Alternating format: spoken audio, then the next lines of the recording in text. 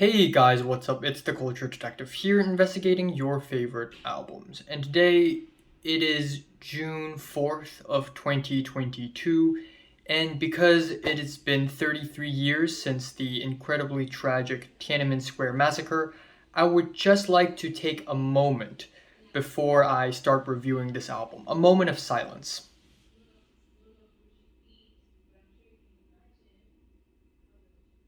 Alright. So, today I will be doing an album review on the new gospel album, The Loser. What? Someone made an album about me? That's insane! That's insane! So, Gospel is a Brooklyn, New York based prog rock post hardcore outfit, and their first album is released in the year 2005, and this is their second album. They haven't released an album in 17 years.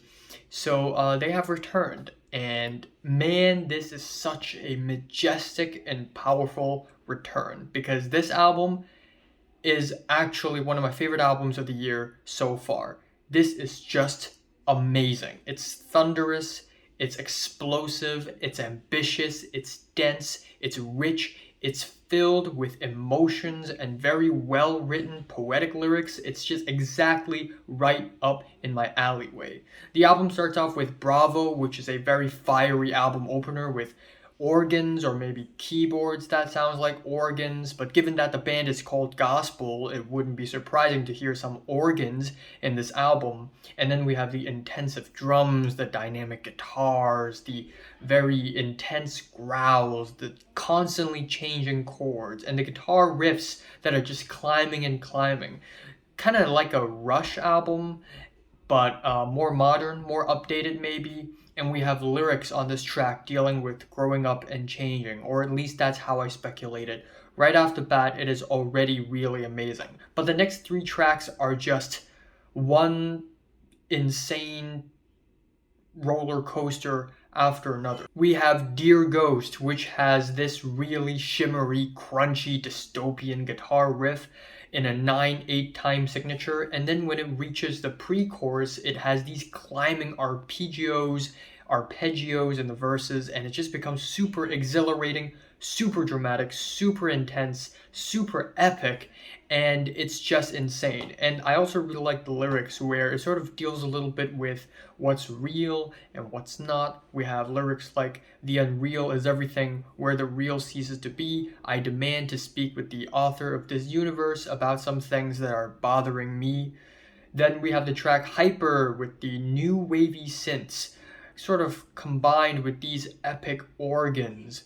And we have a really tragic vocal performances, the stuttering riffs, the slide whistles, and the track changes its rhythm completely halfway and it just becomes more subdued, but then at the very end it sort of builds up to a noisy ending. And lyrically, I think it is about a school shooting.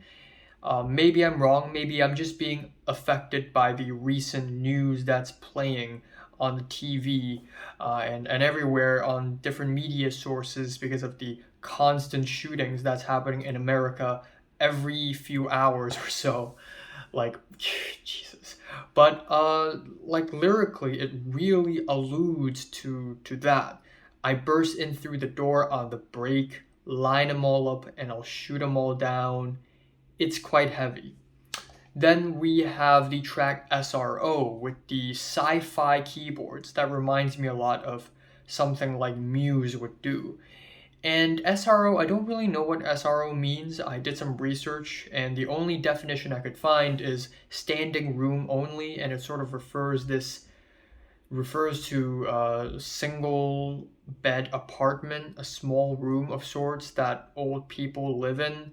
And I guess that's what this track lyrically is about. He's a quiet man who likes to talk a lot. He's just an old soul living in a young man's body. Now, is it a middle-aged man's body or a slightly older man's body?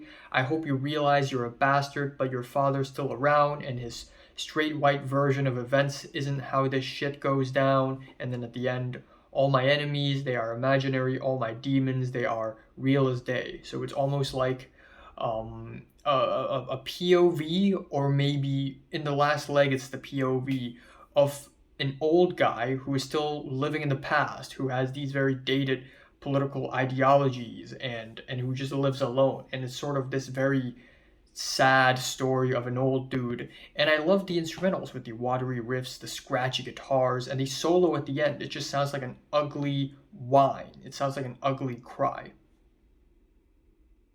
It's become eerily quiet in the outside. Next up, we have the track Tango, which is noisy and fiery and playful. We have these harsh keyboard leads that just constantly slams down, and it's just awesome.